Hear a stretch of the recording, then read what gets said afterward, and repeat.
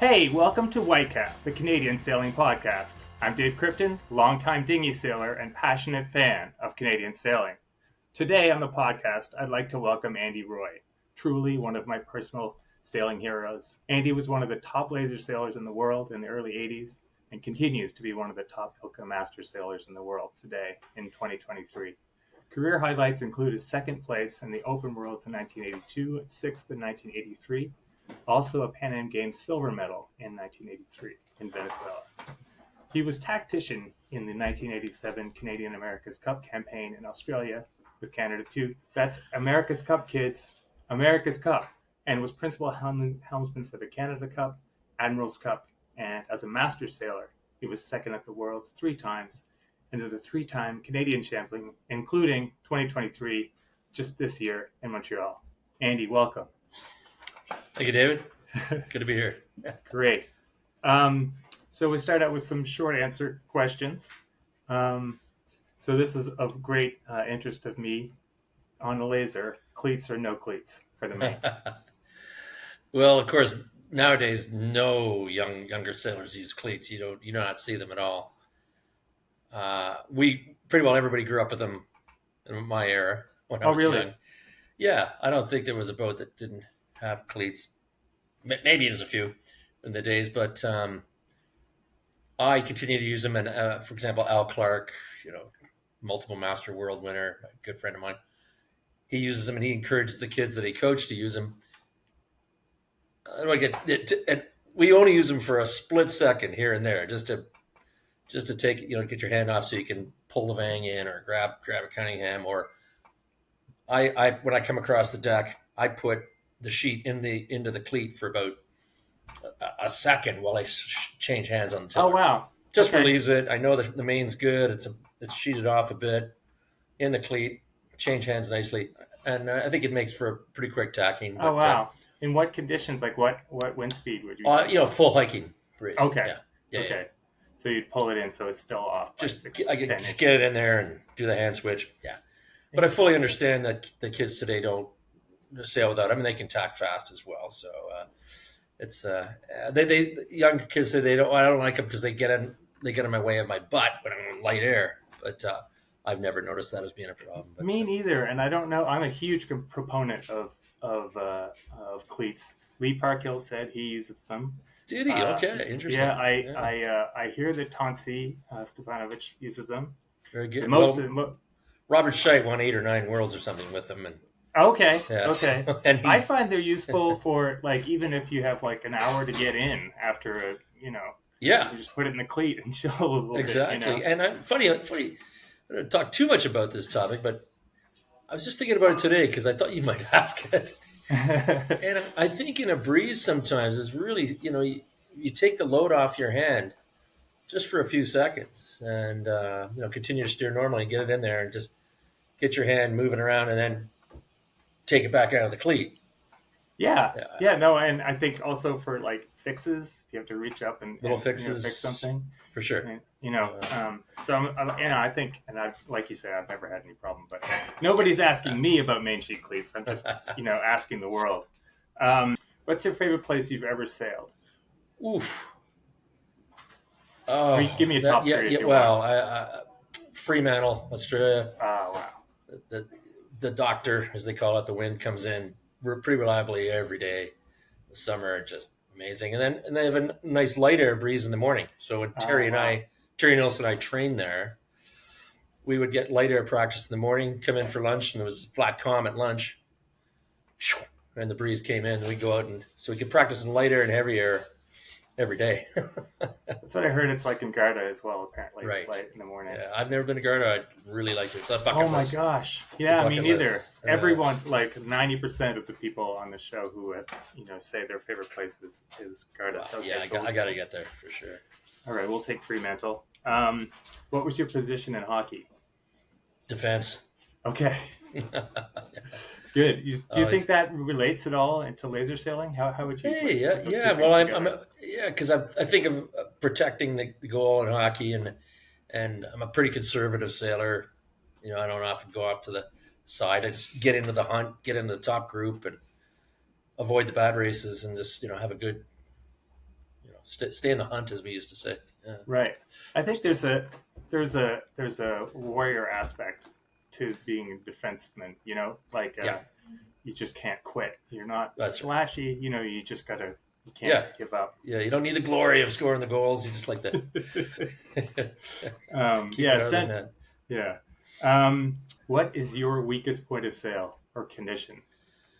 Funny you should ask that because it used to be just sort of light air, in general when you're sitting in and pretty glassy water, a little breeze, and but I had two good regattas this year in the laser and the Oka in light air, and I was going well. And well, here's a tip. I don't know if there's any. That's not a tip, but most sailors know this now. But if I could sort of go in a time machine magically back to my early first days of racing lasers, I would have sailed the boat a lot flatter in Oh light air. wow. I think we all tended to heel too much in light air. Now you just got to get that. Other than very very light, like almost drifting, you got to put Right. some heel on the boat for sure. But as soon as you got any pressure, flat or dead flat, and all the way up. So So you find that was uh, what got you speedy this year? Like was well, it certainly sailing helps. flatter? It certainly helped.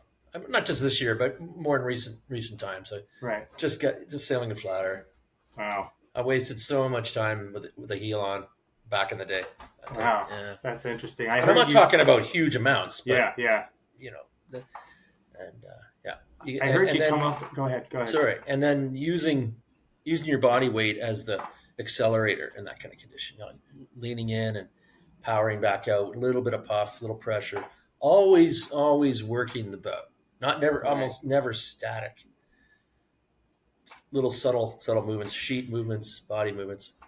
Yeah, Definitely. Yeah. I heard you come off the water and say in Montreal and say that is the fastest I've ever sailed in light air in my life. yeah. Now, I had a nice new devotee boat. It seemed Okay. to be going pretty good too. Oh, geez. Um. So okay. So you just said what you're good at. So what's your weakest point now? If not light air, Well, water. okay. Another one that I think it was always was a weak point for me that I've also improved on is reaching. Uh, Okay. even in breeze reaching. But I've really, I think I've improved in that in recent years too. Reaching Now, like the reach to a finish or like a reach on a a reach on a trapezoid or trapezoid okay. course. Yeah, Okay. I would get some Masters Worlds. I would really get loose and distance on those legs. But I've learned to that now. There's where you want some heel. You want Okay. a little slate and keep the heel steady, steady, steady. Keep that mass. Bernard Lutmer really taught me that once. He said, keep that mass straight, little heel, and just work the boat on that angle Huh. and work through the waves. So That's a good thing to think about. yeah, so it was a weakness, but I think I've improved on it. So yeah. Okay. Um, and then which was the best bar in Fremantle in 1987? Oh, it's called the Norfolk Hotel. Didn't have to think long for that. It would, and that's a funny thing about that. A great thing about that America's Cup was the end of an era, for sure, in terms of professionalism and base, amateur racers. Because we, even after a day of either training or even racing, all the crews would head to the Norfolk Tavern with a race the next day because we were so we have a few beers after the race. Of course, nowadays that does not happen. Right. So okay. So the what was it called again? I didn't. The The Norfolk. the So it was Norfolk. yeah. You think it's still there? It is still there. I looked it Oh up actually. wow. Yeah. Oh, that's cool. Um, so what boat from history would you like to sail? Boat from history.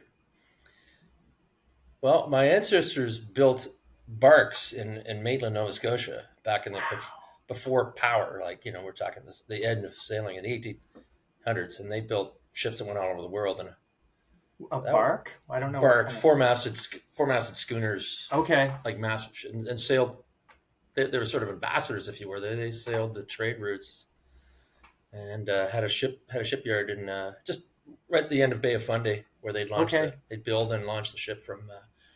Wow. So to Where? sail, Where? Like in like Digby or? no, well, right where you're if you're driving New Brunswick and Nova Scotia. Just Uh-huh. when you see the edge of the Bay of Fundy, there's a town called Maitland.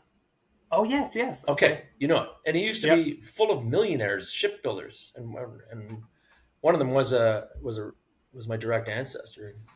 None of the millions got transferred down through time, but they built massive ships. So it'd be pretty cool to go back in time Oh, and yeah. sail on one of those puppies. Yeah. How many cubes do you own? Or do you have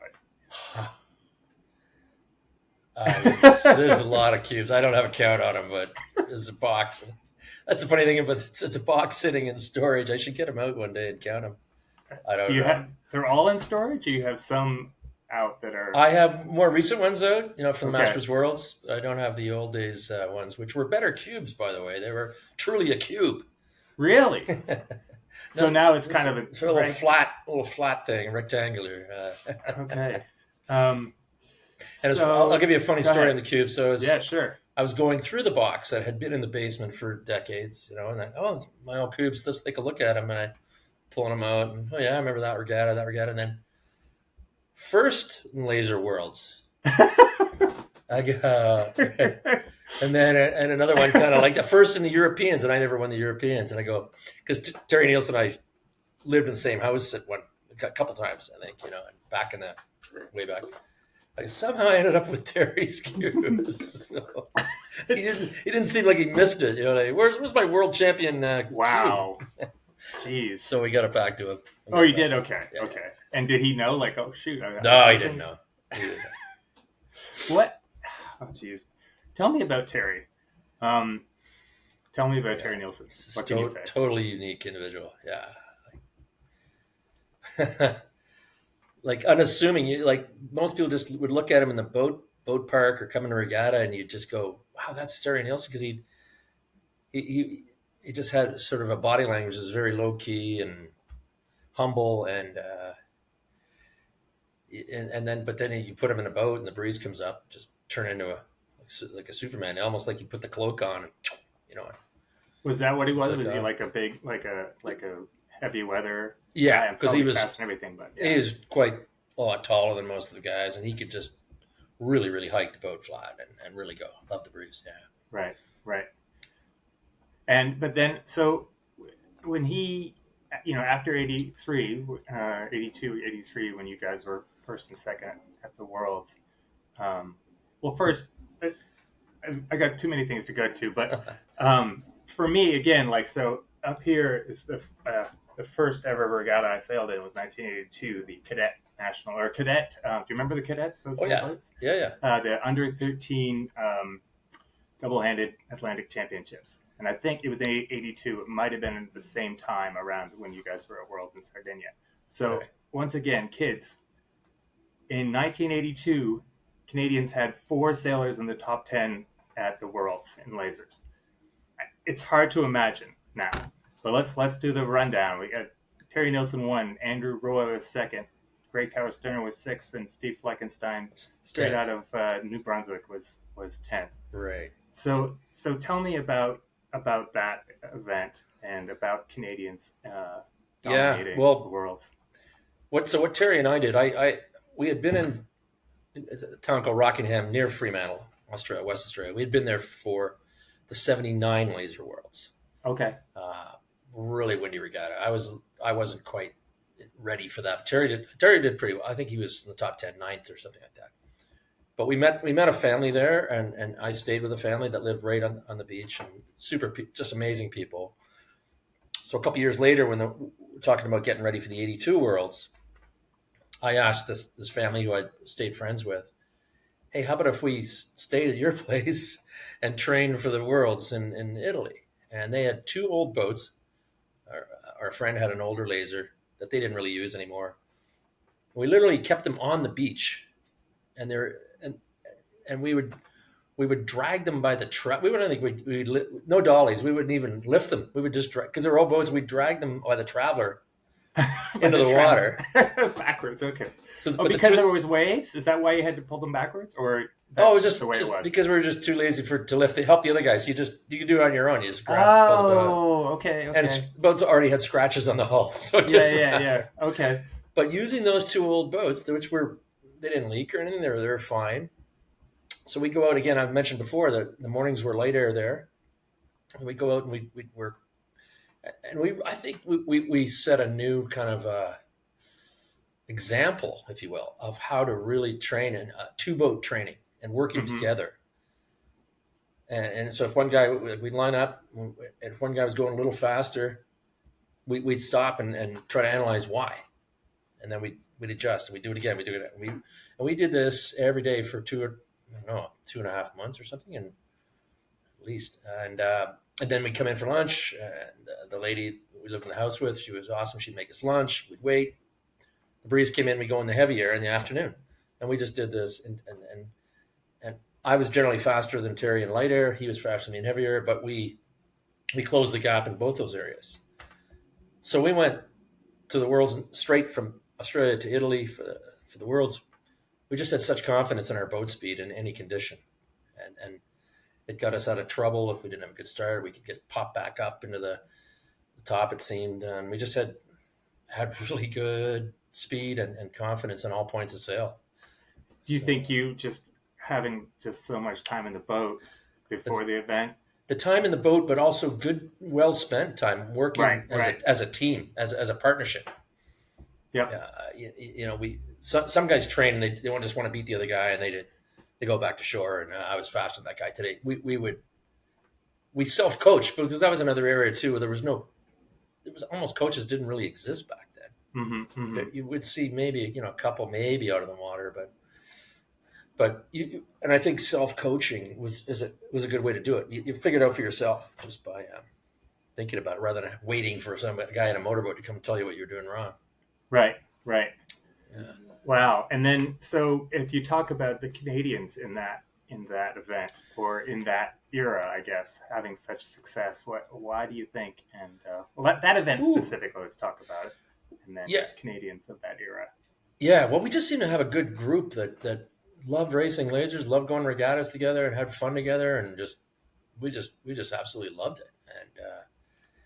And the other guy who was missing that probably would have been in the top 10 was Al Clark. He had an injury halfway through the regatta. Oh no! Fooling around on mopeds, a moped incident. Yeah, with Terry Nielsen, and of course Terry went away unscathed from this, and Al hurt his wing here and had to be in a sling, and he just couldn't sail. So he was going super fast at the time.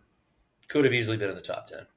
Easily. Okay. Yeah. So we had a really good core group of guys that were. I remember the first race, the Gold Fleet racing. I came across the line in 12th, I think it was. And I remember, well, that's an okay race. I was 12th in the Worlds is fine. I was okay. But then I looked, and this guy's luffing had already crossed the finish line, talking with each other. They were all my friends. It was like all the Canadian guys. They're sitting there chatting about the race, and I go, well, I'm happy with the 12th, but all my friends beat me that race. How come Terry didn't continue on, and do you think doing master sailing and stuff? He did do a little bit. He came back with the 2009 Worlds in St. Margaret's Bay. Okay. He and the two of us went out training there before, while the young guys were racing the Open Worlds, and we went in a few of the rabbit start races that are legendary at World Championships or Europeans, whatever. Where 90 guys on a random rabbit start, or somewhat random, and we joined in with them, and that was fun. And he had some really good races. I know he won a race at the Masters Worlds there. So he was in there. He came back and it seemed like he had lost too much of the old touch, but he didn't continue on after that, unfortunately. Okay. I mean, what is it about you, Andy, that have made you continue on, like almost never stopping at such a high level for so long? I don't know. I just love the boat. I mean, I was thinking, funny. I have a book here written by an Australian guy named Gavin Dagley, who I've raced against in my age group at Masters Worlds, and he wrote a book on laser sailing that needs to be distributed more. I've never heard of it. So it's called Ilka Racing Performance. Okay. And what's the last name? His name is Gavin Dagley. Okay. I think you can get it. Sorry, an electronic Oh, Dagley. Okay. Dagley. Hmm. I think you can get it on electronic version only. I don't know if he printed it enough, had enough printed. But it's funny. I was just looking at it today, and the guy is a real scientist. He's a great sailor. He goes through every point of sail in detail with his opinions on the best way to trim. And I've learning, sitting out here this afternoon, learning stuff. Like he talked about having a high telltale placement, and he tells exactly where to put it for not. I know sometimes they're good for downwind, but for a certain condition where the typical telltale place isn't good, it's almost misleading. It'll tend you to be a little too high. Oh, wow. And he says, I use those in this condition, but only in that narrow condition. And he also talks about positioning of the normal telltales. Right, which is, let's say, like a foot up from the window. Yes, You know, and pretty much, a little different to where I've had it. So I'm going to try. So the point I'm getting at just about is here I am been sailing this stupid boat for 40, I don't know, 7 years or something, and still learning stuff, right. all the time, and having fun doing it. So maybe that's what it is, and the simplicity of the laser, yet the complexity of the laser, because the fine tuned movements, subtle movements, can make a difference because it's such tight racing, and it stands to reason that if you're doing something this much better than any other guy, the other competitor, you're going to inch away from. Next thing you know, you've broken off the line. You've got a clear air, and you're off to the races. What do you think about? I mean, the laser only became an Olympic boat in 1996, I believe. Yeah. Right. So, and I guess I was still kind of racing laser twos. No, anyway, it doesn't matter. What was the feeling going into that? Like, I feel like in the 80s, people were really like, no, the laser shouldn't be an Olympic class. It's going to ruin the class. Yeah. What was the mindset going into that? I don't know. I think Ian Bruce, who ran the company that supplied all the lasers around the world at the time and for many years, I think he was against it. I think he thought it would kind of ruin would raise the costs and make it too professional, et cetera. And that both things have happened. The prices have gone up on boats and equipment, and to keep, because world sailing needs a little money and to get their piece, and so it's raised cost and it's raised the competitive level to a full professional level as well. So there's pros and cons. I mean, you can have a good debate on, is it good for has it been good for the class and the boat to be in the Olympics? So yeah, it's a tough call. Yeah. Well, let's move away from that. Let's stay on Andy Roy, because we could talk about that for forever sure, and ever. Absolutely. So 83 Pan Am Games. Tell me about that. It was 83, right? Yeah. Right? 83 Pan Am Games. Tell me about that experience. What were the trials like? What was the event like? Yeah, the trial. So when I came back from the 82 Worlds, after coming second, we went to the Canadian Championships in Victoria, and a lot of guys were there. Everybody was there. I think that was the start of a series of trials for the Pan Am Games. And after the first day, I was leading, and we came ashore, and we started to play ultimate frisbee on the lawn of Royal Victoria Yacht Club. And I went up for the frisbee, and two big guys, Lawrence Lemieux, well-known Canadian sailor, Larry Lemieux, and a guy from Seattle, Mark Brink. Okay. Well-known sailor, nicknamed Brink of Disaster. Okay. So I went up for it. I came down, and those guys were on top of me, two big boys, and my foot went 180 degrees backwards compared to my leg, full fracture. So surgery, screws, everything. So it's so I thought my hopes of being qualified for the Pan Ams were ended there. But I went down to the North Americans. So I had cast crutches all summer, missed regattas, but I went down to the North Americans in Virginia in early September, and literally I couldn't lift the boat down. I couldn't help. I had to get guys to lift my boat in the water for me. I decided to enter, and vice versa, get the boat back up offshore. but I was able to somehow hike off my good leg and ended up coming second in the North Americans. Oh God. I don't even know how that happened really, but But that was the trials. that was one of the trial One regattas. of the trials. So Okay. and then we had more trials in early '83, and I remember I was up against Gordy Anderson at the time. His son Ryan now is doing well on the circuit, and Gordy, well known in those of us from the of course, Maritimes. well known, Yeah. great guy, good friend. And anyhow, I got the nod to go. So that was when I thought back after the injury, I wasn't going to be able to make it. So, and we knew it was going to be light and hot. It was Venezuela, virtually on the equator, and so I had to lose some weight or try to lose weight and get used to competing in light air. And it was cool. My brother was on a J24 crew representing Canada with Kingston guys. Gord Carruthers was skipper, and so we ended up both getting silver medals. So that was pretty fun.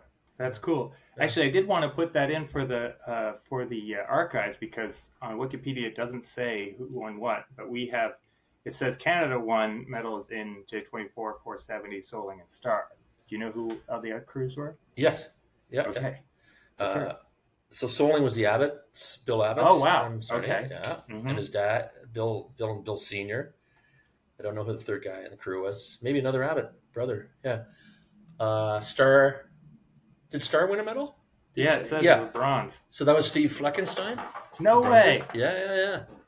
Never knew. Okay. Yeah. I don't know the crew. Sorry. I don't know who Steve sailed with either. Yeah, he was a big lad, though, his crew. I just remember that. Which you have to be, of course, to be the Star crew. 470 was Frank McLaughlin and Martin Tenhove. Okay, yeah. Kingston. And Rains Kobe in the board. Oh, okay. Okay. On the, I don't know what type of windsurfer board it was, but yeah. And who was driving the J24, did you say? Gord Carruthers. Gord Carruthers. Well-known in Kingston. Grew up, he was a laser guy in the early days, too. Okay. So, okay. Yeah. Good. I'll write that down after, so we'll put it in the Wikipedia page. I remember reaching for my water bottle there between races, and it was, again, no coach boats. And picking up this water bottle was like boiling water from sitting in the sun. And I went over to my brother. They were between races of the J24 because I knew they had a cooler on board. I guess, okay. Guys, spare me a cold drink. Spare a cold drink. How did the event go then? You got silver. Who was involved? The Brazilian guy was very quick in light air. He won the gold. Okay. I don't think I was in touch at the end to put on a push to try to beat him. I think he had it. But I remember going to I'll tell you this. So going to the last race, last day. I don't know if it was one race. That dreaded position in a medaling event like Olympics event, right? Where you just don't want to come fourth. Of course. So I could, it's the end of the world. So I could either get silver, bronze, or fourth going to the last race. So I was a basket case. I was so nervous of the fear of fourth, which is not a good place to be. And I remember the coach, Pat Healy, who was well-known judge, yep. and he came over and just said, I remember never forget, he said, Andy, just relax. You're gonna be fine. Look, we're in Venezuela. We're sailing. It's great. Just go out and have a good time. You're going to win the silver. And I just remember those words to this day. And he was right, or it turned out good. So. Well, geez, that's the best advice, right? Just have fun. Yeah. So, and then, okay, let's go back. Let's go way back. So you wrote to me, you said you started sailing in Ottawa in the 1970s. I didn't recognize the club that you mentioned. Well, so my dad was a sailor from Halifax, Nova Scotia. He did Marblehead, Halifax ocean races and was in the Canadian Navy at sea. So he was a real sailor. And we ended up in Ottawa through D&D because he was Navy. Okay. And there was a Canadian Forces Sailing Association club on Dow's Lake. Anybody knows Ottawa? Dow's Lake is part of the Rideau Canal. It's a man-made. It's a pond basically for canoes and paddle, little paddle boats. Uh-huh. But they had this sailing club there with 420s, and there's actually another club there that had FJs, Flying Juniors. And we ended up having. Then they encouraged sons of guys in the Navy or military to to race, and they had junior regattas, etc. And it was a really turned out to be a great place to learn to sail because it was shifty, puffy. You learned rules, a lot of mark roundings. So it was a good, I think, a good starting point to really get into it. And my brother and I, my older brother, we just had the bug. We just loved racing. We wanted to do more and more, and we graduated to Britannia, Lac de Chêne at the west end of Ottawa, bigger body of water. Right, right. And then heard about this place called Kingston, just down the road, and then started making a lot of trips to Kingston. So that was kind of a progression. Right, right. Interesting. So my brother and I did 420s. We raced. I was his crew, and then we did the Worlds in Kiel, Germany in '74. And, wow! So that was a fabulous experience for me as a 15 or 16-year-old. Yeah, that's amazing. What I guess there's you never did do the Olympics. No. Did you never have? Yeah, it was tough. There wasn't really a boat that felt fit me. I thought about trying to get big and sail the fin, but I just felt I didn't have the frame to put on, 40 pounds. Right. Did you ever try one? Did you ever sail? Yeah, I sailed it. I didn't race them. I sailed them, and I just thought, okay, it's a pretty interesting boat, but I'm going to have to be eating this all the time. And I just decided not. Then I thought I could maybe get into a soling, which was the next for me a logical boat because it was too big for the 470. I thought, I guess I could have lost weight, but I wasn't interested in losing weight either. Yeah. And I thought about the soling, but that just gets expensive, of course, for a guy who didn't really have much money. To do that. Yeah. Because what was and is your weight, if you don't mind sharing? It's about 178 right now. Right now, and going all the way back around that, or? Well, I think a lot of us we felt the optimum weight in the laser. There was 174 or 5 around there. Okay. And you could wear bottles, of course, a couple bottles. Yes. Which I wore a soaker jacket, not a bottle jacket. Okay. I didn't like the idea of having a bottle behind my neck and getting caught on the boom. I see. I see. Wow. But I had the soaker jacket. Okay. How did you get involved then with the America's Cup teams? Yeah. Well, so I first was involved with True North, which was the campaign. They were sailing in Halifax, training in Halifax, and training there, like right out on the harbor. Or? Yeah, and at the early part of the year, it was at the end of the year. I don't know, it was freezing cold. It was absolutely freezing, and we had Dacron sails for training, just rough training, and they were a Dacron main on a 12. I'll never forget how heavy that thing was. Hans Fogg's sail, his loft made the sail. So we just went out to get used to sailing a 12 meter, And I was invited out by Jeff Boyd was the tactician or navigator, tactician, and Terry McLaughlin was the helmsman. They invited me out to try out and become the main trimmer, one of the two main trimmers, on the boat. So that's where it started. And we went to the 12 meter Worlds in Fremantle, which was an amazing regatta in '86, early '86. And you went as a main trimmer? Main trimmers. Okay. I'd alternate every day with Greg Chavez Turner. Okay. Yeah. How come they went after all these dinghy sailors? Like, there must have been guys that were more keelboat. There were some keelboat guys on the crew, but they would tend to be more of the, let's say, mast man or bowman grinder. Okay. But I think they wanted more of the dinghy sailors for sail trimmers.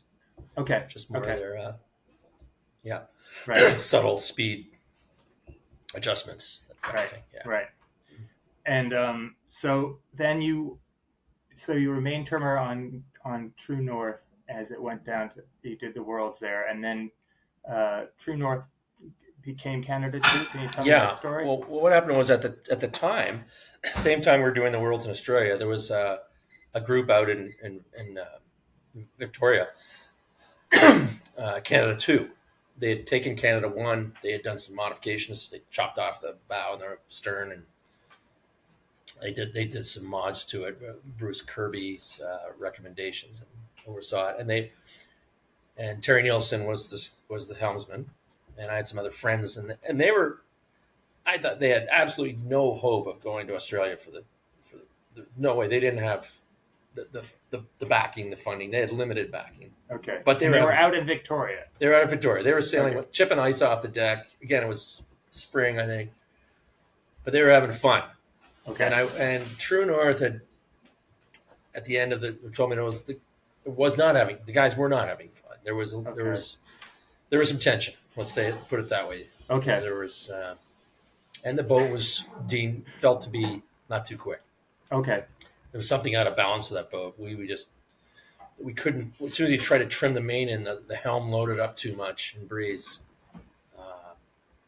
we couldn't. Terry McLaughlin had a tough time steering it, and I on the main. I remember, if I had this much too much main sheet, his helm would load up really quickly. Oh wow! Okay. So we weren't too quick, and we weren't, and there was I'd say fighting going on, but let's say there was just tension on the team. Right. It was you, Hans, and Jeff Boyd, and Terry, or yes.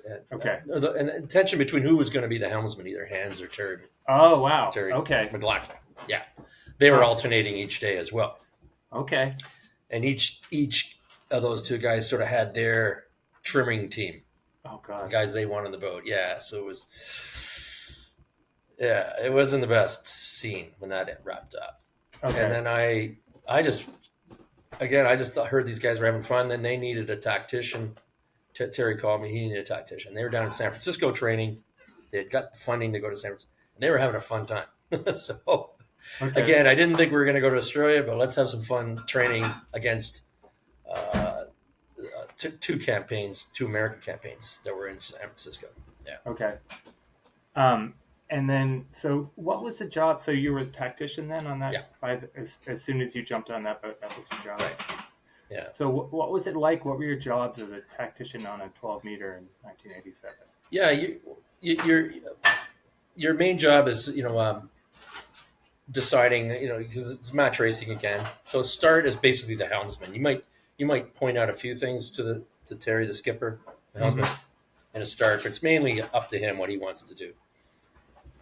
We of course talk about what do we think left or right.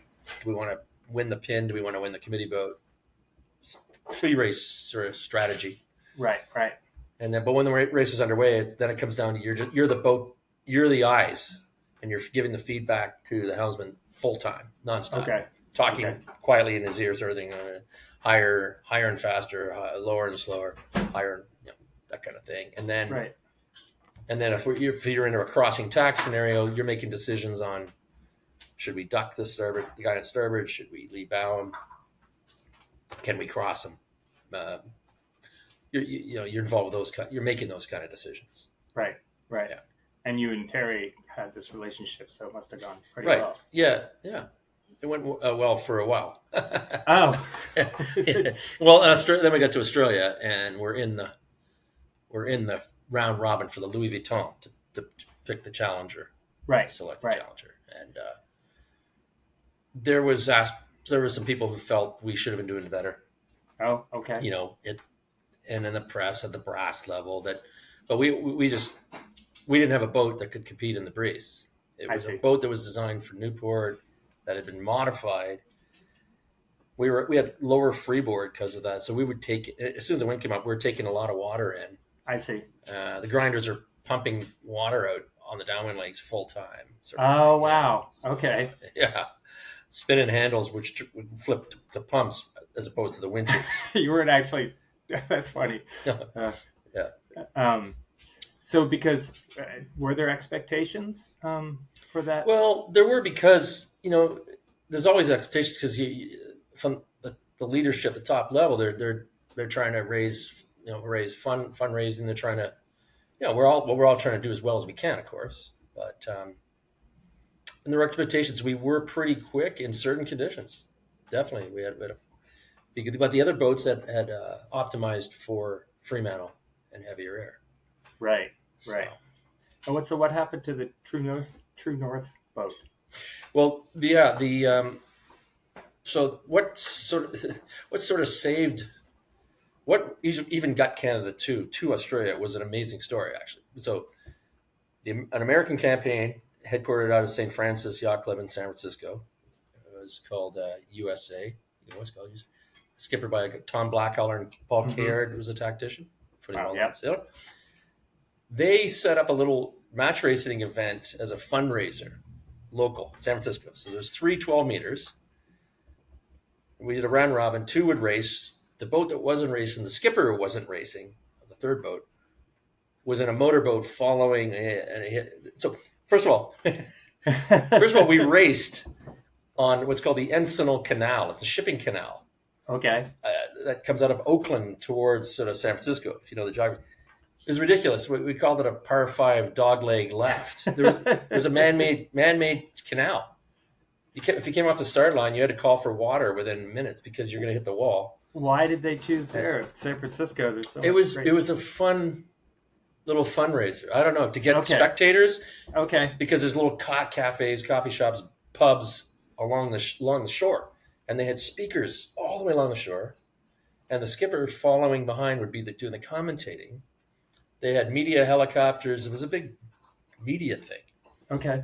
But it was ridiculous because it was such fluky conditions, really. And I remember hoisted a spinnaker at the Windward Mark, and there's a press helicopter, not that far above us, seemingly blowing, and it was collapsing our spinnakers. But the funny part of the story is that we were one of the guys. We had an ex NHL WHA hockey player on as a grinder. And he knew how to he got these jerseys for us, Team Canada jerseys, hockey jerseys. Okay. So we looked really good with the jerseys, and and we ended up winning this silly little 3-boat match racing series. And it was a disaster for the USA team because they were supposed to win it. They came third, and so we won it. But little did we know, watching this racing on a powerboat was Paul Phelan, Toronto RCYC philanthropist, sailing guy his whole life, and owned Red Jacket. Oh yeah, famous boat. And he owned Cara Foods and Harvey's, and so he saw us and thought we were just a great team, and he said, "Okay, I'm going to back these guys." Wow! Because of that strange regatta that we won. He got collected. He bought all the assets of both Canada 2 and True North, combined them. We shipped, and then we went to Santa Cruz to train and to select which boat of the two was faster. Oh, go to Australia. Wow! Okay. Yeah. Interesting. So that's kind of the story. And what we ended was, up going. Yeah.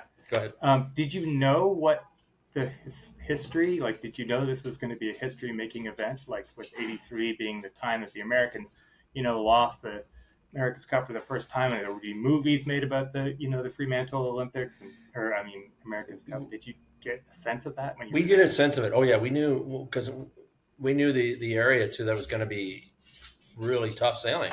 20 knots of breeze, 25 knots. It was going to be a true sailing test, and it was really tough on our crew. We had to be in, we had the grinders, the bow.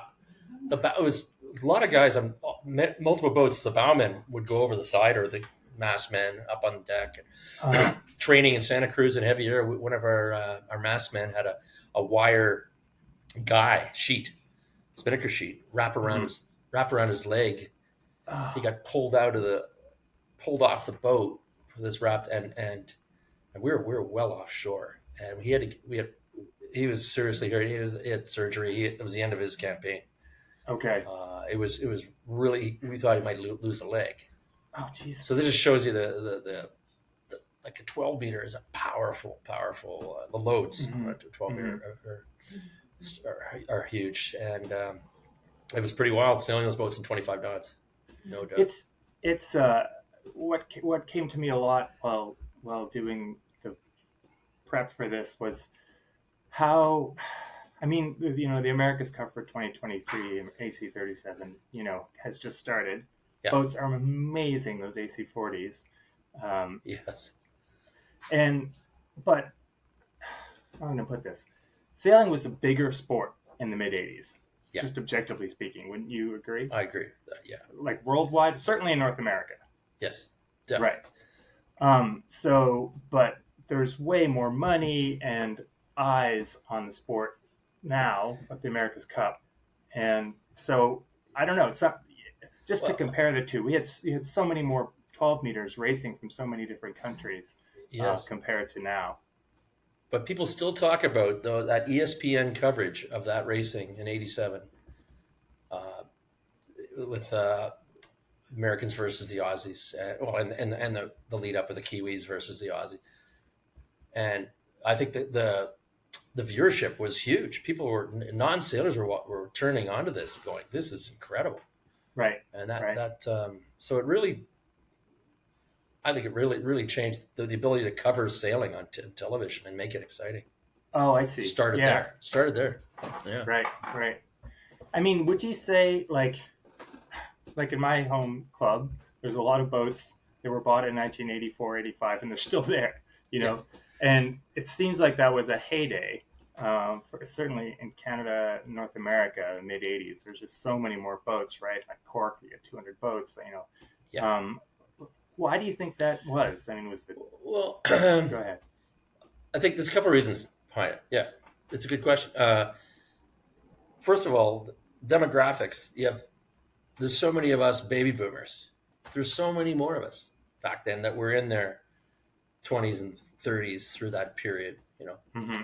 And then and then the other thing is that costs started to go up, and alternative activities started to, especially more recently with the advent of foiling and windsurfing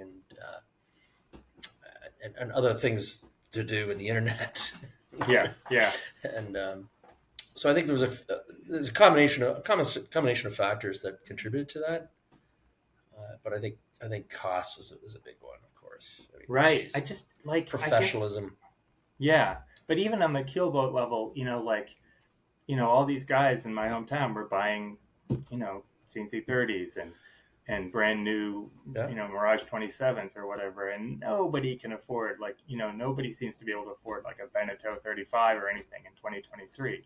So I don't know. I guess like you say, if all the boomers had the money and they were all still also people that are making the boats, then yeah, everybody had more money right. or something. Yeah, I don't know the answers, but and I mean, and it's a commitment to once you get into a racing program in a big boat, getting crew, keeping them happy, and organizing them, and Right. it's a challenge. Yeah, And then what about laser sailing? Like even for us in New Brunswick, let's say in 1985, we had a laser regatta. There'd be 20, 25 boats. Now there'd be eight. You know, yeah, so why are there less people? I mean, in some ways, there's more. Like you go to the Atlantic Coast Championships, and there's 160 boats. Right? yeah. Some of them are Oka sixes, some of them are fours, mostly younger people. But That's what I was just going to then, say. We're yeah, seeing really good numbers in the youth sailing and getting more, especially in the Oka Four. right, I yep, think more and more kids are getting out of the Opti quicker. They're going, "Hey, mom, dad, this, I want the big boat," and of course, once they get into the Oka Four, the parents know that they have a platform that that grows into the can Oka take them to Six and our Oka age. Seven, Yeah, right? So yeah, it's great. I always was a little worried that the Oka Four was a little underpowered. Not a great light air boat, a little slow, but so was the Opti. yeah, So, we're seeing good growth numbers in the Oka Four. It's really good to see. right. No, Yeah, definitely. Oh, okay. So there was this picture from the 1980 Worlds in Kingston. You were at that event, right? yeah, Um, I don't know why I want to bring this up. I was looking for it, but it's like a picture of like, at Portsmouth Olympic Harbor, everyone's waiting to come back in on the docks, and it's like 40 guys in identical boats with the Mardi Gras sails, and you all, I mean, I don't know if you did, but everyone seemed to have just like short Adidas shorts, yeah. right? And no That's it. shirts. And no shoes. That was just it seemed like that was the gear. Uh, Yeah. Well, yeah. It's funny that picture. A lot of the guys had their shirts you've off. seen that? Oh yeah, I got it right here. Oh, okay. It's the cover of the Class magazine one year, Beam Reach. back to Bean Ridge. Yeah. And so what you're seeing there? Well, so that regatta was unbelievable because so everything was supplied, boats, and there were so many sailors compared to boats. There was 351 entrants, Wow. sailors. I remember that number, and there was 90 boats. So Oh, okay. you were in fleet G or B or whatever, and you check the schedule. So you would go out. Say you were the first race of the day, your fleet. You would rig the boat for the day and you come in Oh, wow. immediately after your race, and you'd go to that long pier off the Oh, I Portsmouth see. Olympic Okay. Harbor that sort of points toward this prison. The next guy, he's looking as you're sailing in the harbor. He's finding your sail number. He's waiting for you to pull up to that dock, and he's going to jump on, and you're going to jump off. Oh, I see. Okay. The only thing you can take with you or take off as you leave was a compass on a plate that pops onto the deck. Everything's stock standard, and then so it was pretty cool. But it was a long event. It was a 3-week regatta. That's like all that is just mind blowing. Like, did they try to do that? Were there other events before that tried to like do supplied boats? I know, like even now the Hobie 16s and the Sunfish, you get the full. Oh yeah, the worlds were always supplied boats back then. I know. Okay. 74, 76. I know all the worlds back then, and then all supplied boats, but never that many entries and alternating swapping boats. You had a boat at the beginning of the regatta. That was your boat, right? And they'd had more. They'd maybe 120 or something like that. Right. Yeah. And then, And everyone was at. Go ahead. Everyone was at. Right. Yes. You still have. What do they call it? Mandatory charter, right? For worlds. Right. For the open worlds is mandatory charter. Open worlds. Yeah. So everyone was at the 1980 Worlds. Russell Coutts was at the 1980 Worlds. Yes. That's a watershed moment, I think. It was. It was one to remember. Absolutely, it was so much fun. It was so much fun. Why was it? Well, again, Kingston or the key thing about that era compared to now is professionalism versus amateur. Where you could, you didn't have to get on a bike after, and you didn't have to meeting with your coach. You just and you sailed and then you get hammered. Basically, right? Well, I'm not hammered, but you definitely have a couple pops.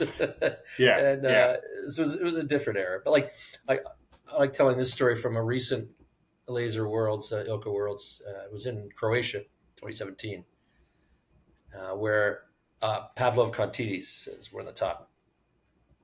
For quite a few years now, he's been in the top 5. He has Olympic medals. So he won that Worlds on the microphone, prize giving. He goes, I'd like to thank my team, and he started naming like my coach, my manager, my masseuse, my nutritionist, my sports psychiatrist. And that kind of sums up what it takes to be at that level nowadays. You need a team, which just didn't exist back in the day. It was there were no coaches. And I don't begrudge any of that either. Sure. Mid 80s, a bunch of guys that are 21, 22, and they sail during the day, and just, they're intense, and people are traveling around. Jamie Kennedy, do you know Jamie? Yeah, well, I know his brother Fred. Fred, yeah. Fred was my coach for a while. Okay. He just talks about that. Like, people were just traveling around North America with no parental, support, and just whatever the event was. We got the Nationals in Cape Breton, let's go. Yep. That's right. So it was like a traveling circus. It really was, yeah. And the vans, everybody pull together, and it kind of like stagecoaches in a circle. The vans go on, pop a tune in the cassette into the player, and it was really, really fun. I wouldn't trade those days for nowadays in terms of the type of preparation.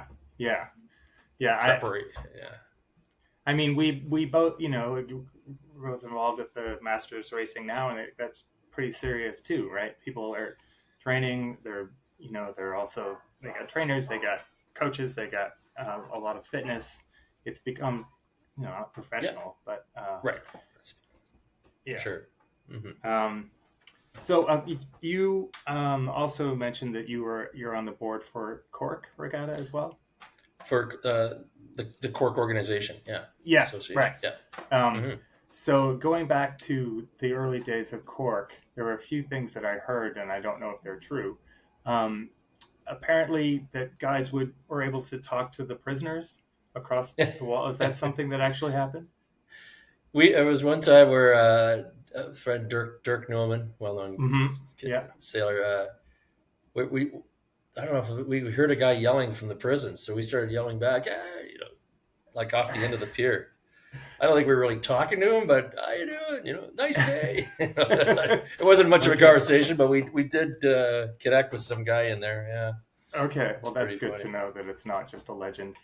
And then the Hudson, the British Airways Regatta in Hudson, Yeah, Quebec, was that yeah. actually true? You actually, because when I went there in the 90s, there was, I don't think you got it. Was there, in fact, the reward was a plane ticket to go to the Yeah, national yeah, training camp? because a guy from the club was a senior executive at British Airways, and he was a laser sailor as well. And so he offered up a free flight to the Europeans. Oh, Yeah, to the each year. Europeans. Oh, okay. Yes, and for I think Interesting. 3 years in a row, the guy who won and went over won the Europeans. It was Al Oh, wow. Clark, Okay. Steve Fleckenstein, and Terry Nielsen. Oh, that's so cool. Yeah. And so that happened. Do you remember when that started? Yeah, probably around 77, Okay. I'd say. So Yeah, it was just like, oh, 76. wow, there's this thing, and it was like Yeah, a big deal, and everybody just went. right. And it was like a huge fleet. It was 90 boats. It was Wow. incredible. Hudson's a really And cool place to sail, actually. I remember guys from Novi in New Brunswick. They would drive without any boats, leave and they'd stop at the plant, the laser plant in Montreal, and they'd pick up boats and then go to the Hudson Regatta. So and then so each year they'd get a new boat Oh, that's at hilarious. the Hudson Regatta. Yeah, Where was the plant? Like, and you could Point go and Claire, just, okay, Point you Claire. could just So walk up there and buy a boat. yeah. Oh, I remember several times. Ian Bruce literally helped me tie the boat down on the roof. Oh, wow. That was pretty cool. And how much? And you mentioned that you got your first laser in 1975. Yeah, I can't exactly remember the year. Not maybe a little later than that, even 76. I bought a used one. My first one used from Okay. yeah. And but then, so what were the new boats cost at that time?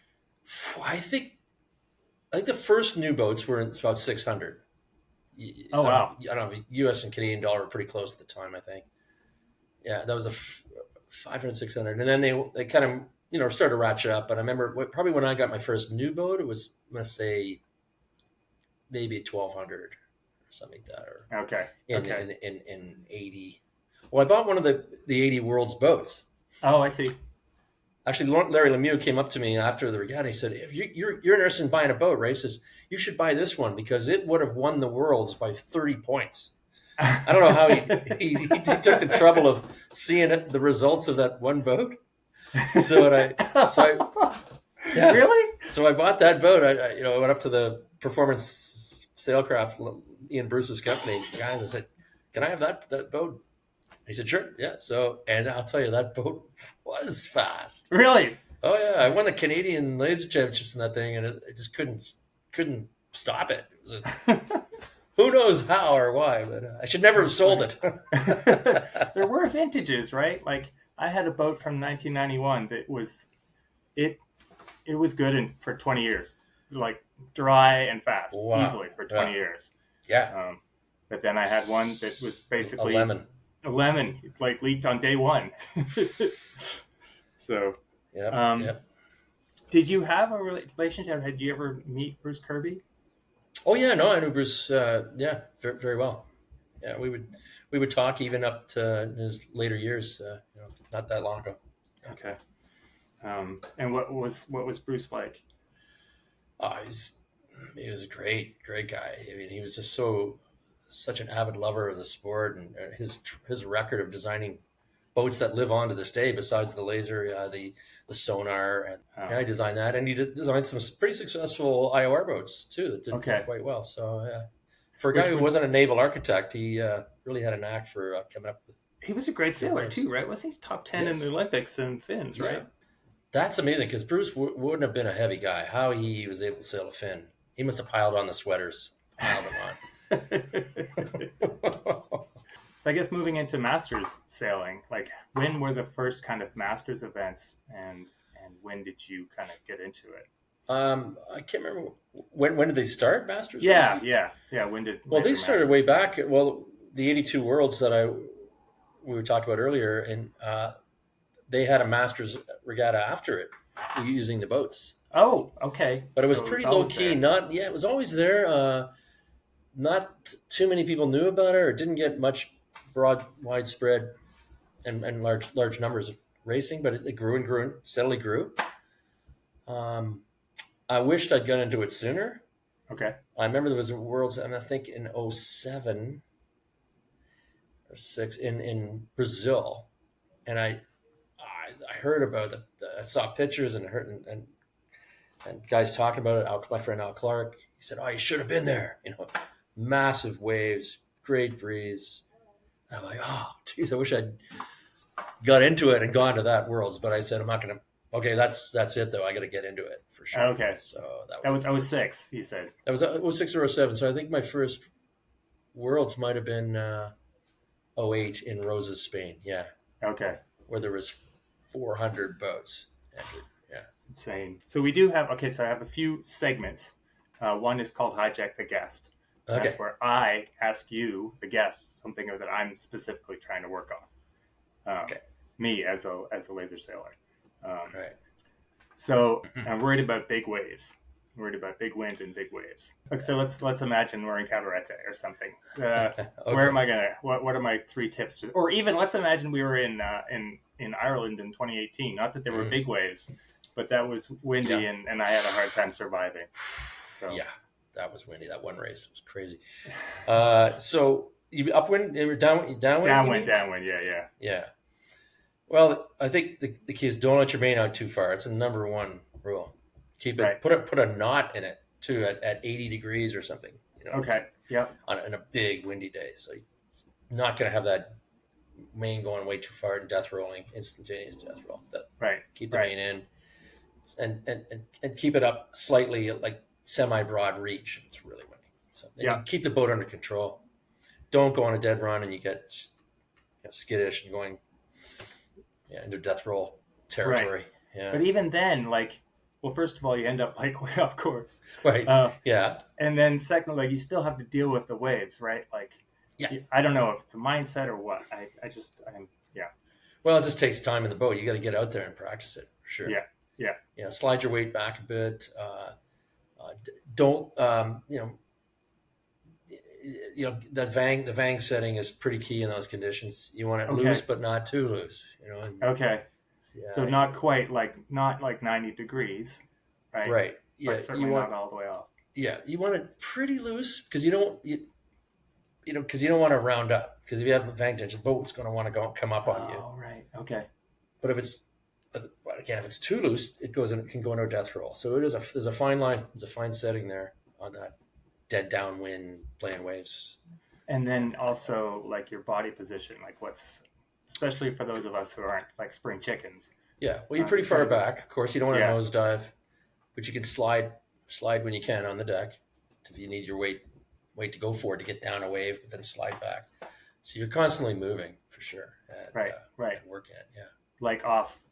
Somebody was telling me like at a certain point you could almost think of it as a surfboard, like get up Yeah. on your feet. Yep. That helped me That's actually. right. Well, yeah. Yeah. And you're Um, trying to go. Paul Elstrom once said in one of his books, famous sailor for anybody young, one of the most famous sailors of all time. The basic tip, he says, always be going downhill. So right. you just want the deck the bow to be pointing down if you can. So you're never riding back up, Right. downhill, going through moguls, going down. How have things changed in that sense, like from the 80s till now, or I feel like the kind of the surfing thing has changed quite a bit over time. Yeah, people. I would often hear that they more recent laser sailors, not let's say 20, 15, 20 years ago, invented S turning. to go through waves. We were S turning back in early days, but we weren't Yeah. doing it as aggressively or as polished as guys Hmm. now. Like no, yeah. So now it just takes super aggression to be always going maximum speed, going down the wave, because you can gain a lot of distance on a guy who's not doing it well, and consequently you can lose a lot of distance if you're not Right. in tune with the waves. Yeah. Yeah. I think that's it. Like one of the things is, yeah, just getting time. This is a great thing about our sport, right? I go Right. out in Shediac Bay, I'm probably not going to get big waves. If I sail out into the Northumberland Strait, we can get pretty good waves. But yeah, you just got to take any chance you can to Right. get into the And with a conditions. partner, like I said, for two reasons. Safety safety as well, but to push each other and see how you're going against stack up. Yeah. Okay, so I have listener questions because this is a Okay. really official podcasty kind of thing. The first one is from from Gramless Mike, who's a really good Hobie sailor but does lasers too. He wonders what's the best Ilka tiller. I guess now. Yeah. In your opinion. Well, the ones that so I've been selling Devotee boats for the last year, and they Selling. make a selling. Sorry, and Selling, yeah. selling and Yeah. selling. Yeah. And the tillers that they have are beautiful. Wow. Yeah, very very nice tillers. Rooster makes a really good tiller. The UK Okay. Rooster. So I like a lot of rooster stuff just in yeah, general. Devotee Rooster. They're nice. They perfect fit in clearance on the traveler cleat. Lightweight, strong, nice. Yeah. It's the Devotee brand. Like they come with the I boat. don't.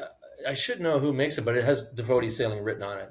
Here's one from Chris Waters. He asks, "Who do you think is the best Canadian Ilka sailor of all time?" Wow, that's a tough one. That's a good one. Uh, I'm biased. I'd have to go with Terry Nielsen because he won the worlds. Yep. He won the Europeans, won multiple Canadian championships, and then he transitioned right into the fin and won a bronze. That's pretty good. I mean, Yep. it's hard to top that.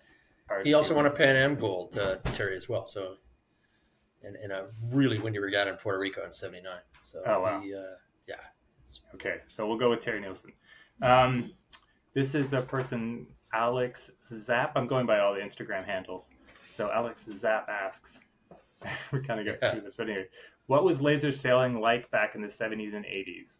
And which regatta did you meet Al Clark at? Well, I met Al Clark in Britannia. We were both members of Britannia Yacht Club in '75. He was a little younger than me, and we started to go out and train together at a pretty young age and do two-boat training, and then we go down to Kingston and two-boat train, and we loved it. We loved sailing to this day. We're really close friends. I was supposed to be with him in France for the Europeans last week, and we've done a lot of miles together and two-boat training. So yeah. So you met him as a kid, like met you him as grew a up kid in Ottawa as well, too? in Ottawa. Yeah. Yeah. And then, so the other part was, what was laser sailing like back in the 70s and 80s? Well, so I wrote an article for the Class magazine a few years ago, and it was called "Laser Sailing Then and Now." So I did a comparison in multiple different areas. The differences between the two eras, if you will, and I covered a lot of things. And one of the things that came out that I thought of, so nobody had a dolly.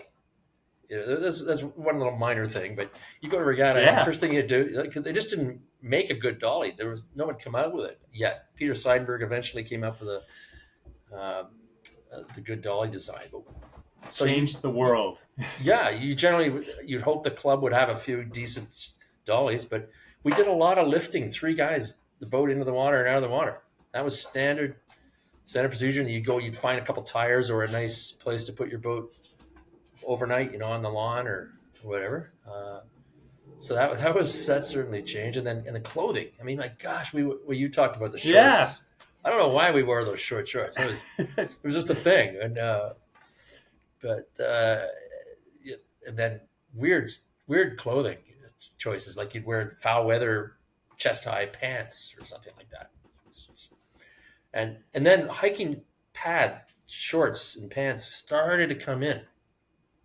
I remember seeing some American guys wearing these strap-on pads for the back of their legs, and we were all like, "You wimp! Come on, come on!" You know, because we took pride in toughing it out, you know, and having backs of our legs tough and strong, and being able to be on the deck. But then, of course, we try it and go, oh, "This is pretty nice." It's like you're sitting in a seat. Yeah, and you ride up a little higher too. Yeah, Like, yeah. yeah, we were pretty stupid to turn frown at those when they first started to come out.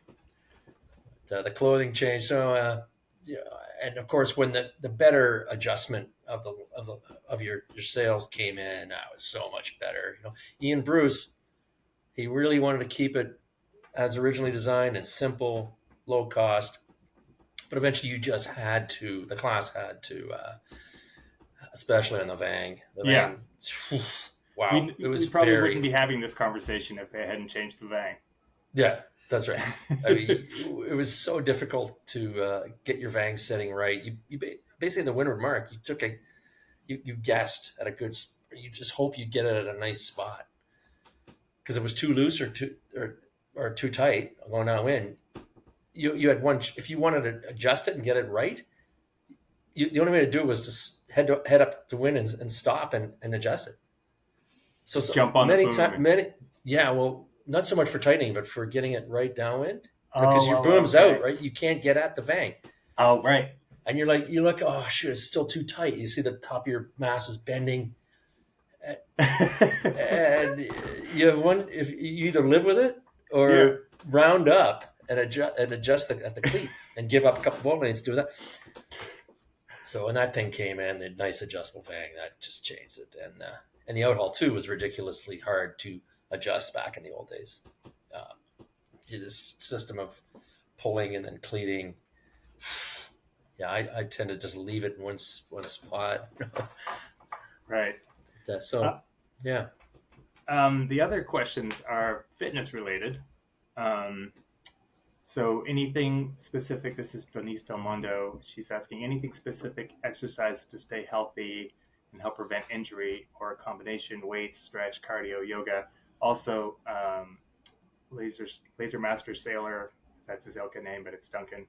He also, from Ottawa, also asked about different fitness routines for maturing bodies. Right. So, yeah, big fitness questions. I really like a sort of a CrossFit type program where you're doing a little bit of everything. Love doing the CrossFit. I know a lot of the top laser guys, the Ilka guys and girls, of course, women love the bike. It's everything. They are all on the bike. I'm not a super big believer in that. Not because it's not great training, great exercise. It's just the danger of it. So many sailors have been in bike accidents. Wow. And a good friend of mine, Matty Maru, he was on the national team a few years ago. He was he has concussion issues from a cycling accident. My training I did back in the day, and I still like doing it, is hill training, sprinting up a hill and then sort of walking back down, sprinting up. So I think that simulates, because when you think about a laser race, you're not able to go 100% for 50 minutes or whatever a race takes. But there's a lot of bursts. Like you got to hike really hard coming off the line, and you got to really hike hard coming.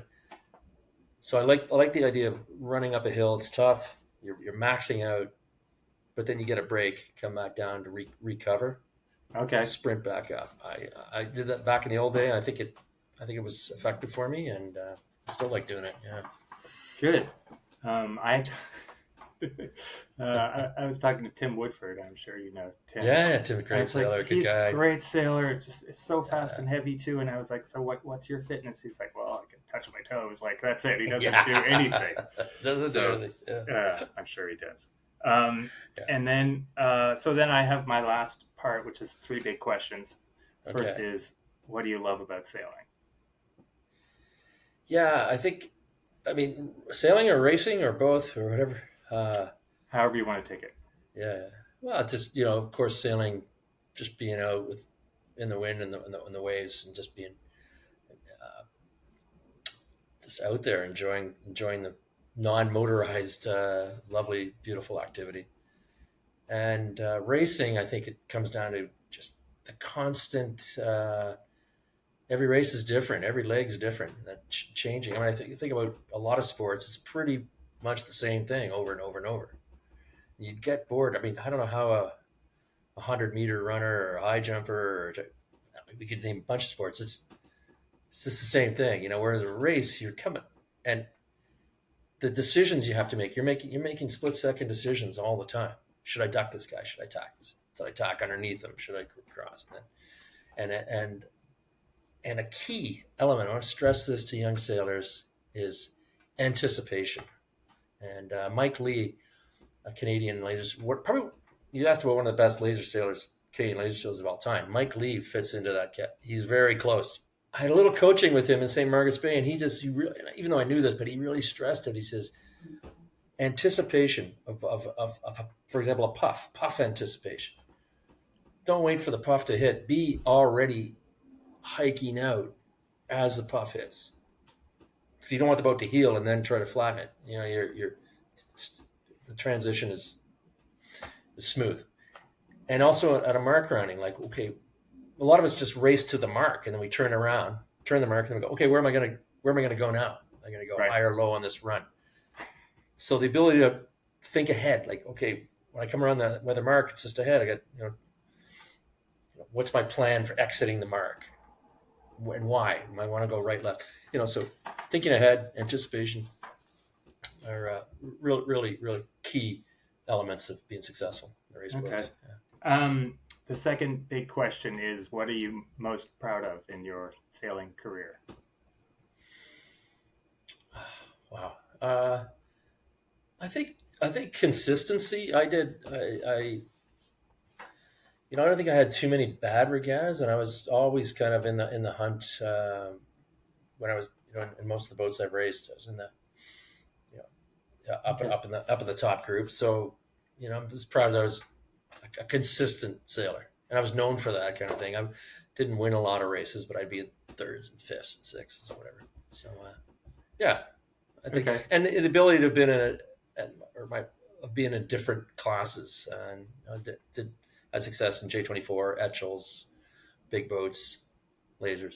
So, yeah, multifaceted, sum it up that way, and consistent. And the last one is, I sort of got into it, but what advice you would have for aspiring sailors of any age? Yeah, I think I touched on it earlier, is to get a partner like Terry and I did, who's similar to you and has the same drive as you and keenness, and work together. And without a coach, still have your coach and spend some time, but go out there yourself and learn, self-coach, learn from that. Teach yourself new tricks, new things. Yeah, so give that advice to them. But get out and sail and enjoy it. Yeah, absolutely. Go to as many events as you can. Do as many little rapid start races as you can. And don't head for the dock until it's dark. Oh, nice. That's great advice. Don't head into the dock until it's dark. Andy Roy, thank you so much for your time, for being on the podcast. I've thoroughly enjoyed it. Thanks, Dave. Yeah, I enjoyed it too. Thank you very much for having me on. All right. You're welcome. As I always say, sail fast, have fun, make friends. See you in the water.